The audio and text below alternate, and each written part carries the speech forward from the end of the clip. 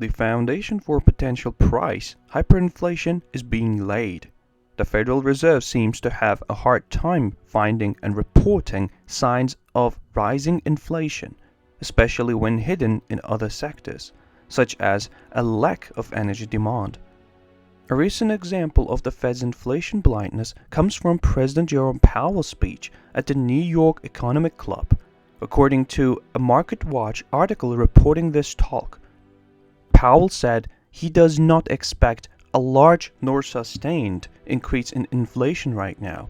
Price rises from the burst of spending as the economy reopens are not likely to be sustained. It's odd that Powell says he does not expect a sustained increase in inflation, because food price inflation has steadily risen by 3.5 to 4.5% since April last year. This certainly seems like a steady increase in food prices. What Powell seems to have forgotten is that some of the overall inflation includes negative energy price inflation, as low as -9% at one point. However, as fuel demand returned, the official gasoline index rose 7.4% in January. Once energy price inflation rises to pre-pandemic levels, it will be much more difficult for Powell to continue underestimating the risk of hyperinflation. In fact, Robert Wenzel thinks the main inflation event is about to hit. If it does, and inflation exceeds Powell's 2% target, it is unlikely to stop there. Jim Rickards thinks it is time hyperinflation can gain momentum. If inflation does hit 3%, it is more likely to go to 6% or higher, rather than back down to 2%. The process will feed on itself and be difficult to stop. Sadly, there are no Volckers or Reagans on the horizon today. There are only weak political leaders and misguided central bankers.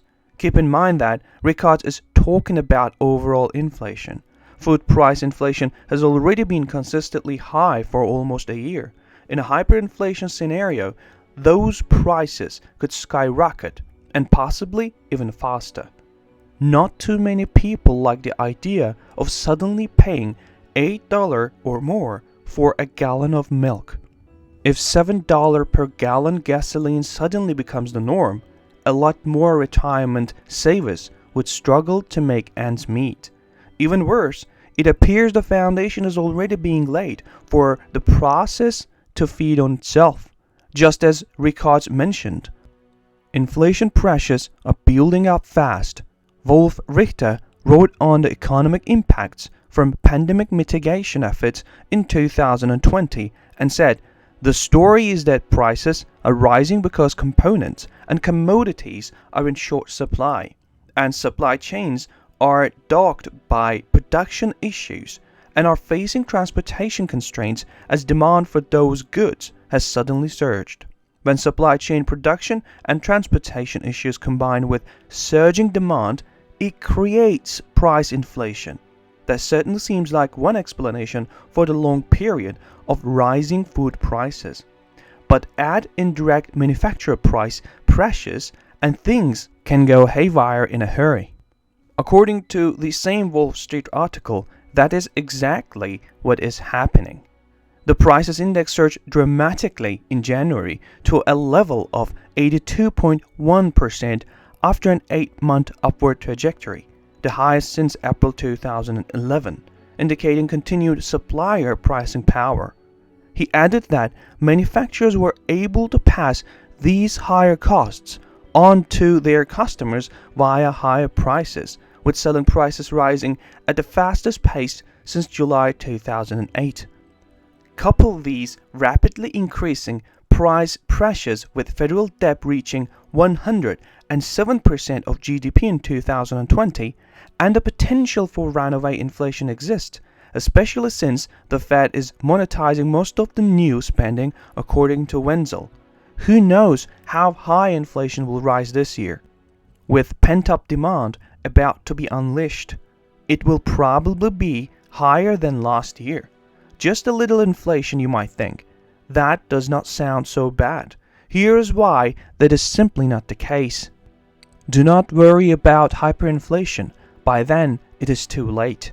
Jim Rickards explains that while hyperinflation works its way into headlines and draws attention, it is sub-hyperinflation that does the damage.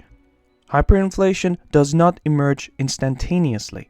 It begins slowly with normal inflation and then accelerates violently at an increasing rate until it becomes hyperinflation. This is critical for investors to understand because much of the damage to your wealth occurs at the inflationary stage, not the hyperinflationary stage. Using one of the most well-known and well-researched cases of hyperinflation in the last century, Weimar Germany, Rickards demonstrates how pernicious regular inflation can be.